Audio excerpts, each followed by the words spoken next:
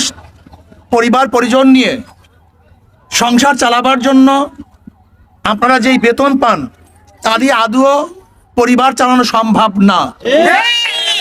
এটা অমানবিক, অযৌক্তিক। আজকে বাংলাদেশের হাজার হাজার কোটি টাকা লুটেরারা লুট করে নিয়ে গেছে, হাজার হাজার কোটি টাকা পাচার করেছে, হাজার হাজার কোটি টাকা ধ্বংস করেছে, ব্যাংকগুলিকে লুটপাট করে তছনছ করে দিয়েছে। অথচ আজকে আমাদের গ্রাম পুলিশ কিন্তু তারা আজকে ক্ষুধার তাড়নায় আজকে রাস্তার মধ্যে শুয়ে আছে। তাদের অধিকারের জন্য তারা আজকে রাস্তার মধ্যে আছে, এই গরমের মধ্যে, রৌদ্রের মধ্যে।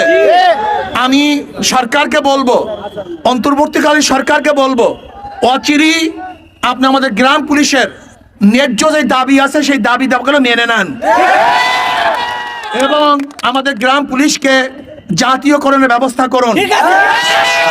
আমাদের গ্রাম পুলিশ ভাইরা যেন দুমুটা খেতে পারে, দুটা কাপড় পরতে পারে, তাদের বাচ্চাদের নিয়ে গিয়ে চলাফেরা করতে পারে, এই ব্যবস্থা অবশ্যই সরকার করতে হবে।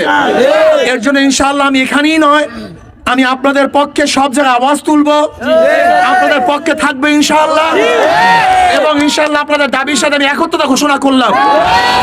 ইনশাআল্লাহ আপনাদের দাবি কাজী ইনশাআল্লাহ দোয়া করেন। আমি জাতীয়করণের জন্য সরকার ঘোষণা দিয়েছে, আমাদেরকে শুধু বাড়ায় আমাদের বাস আমরা চেষ্টা করতেছি ইনশাআল্লাহ সর্বমহলে আপনাদের পক্ষ নিয়ে সর্বমহলে আমি নক করার চেষ্টা করব ইনশাআল্লাহ। আপনারা সুস্থ থাকুন, সুন্দর থাকুন, আপনাদের জীবন উজ্জ্বল হোক।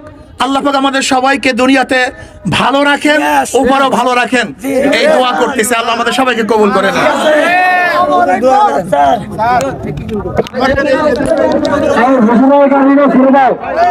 তোমরা আগের মতো রাস্তা প্রয়োগ করো, শুধু হুজুরের গাড়িটা হুজুরের গাড়িটা ছেড়ে দিচ্ছি। আমার সকলে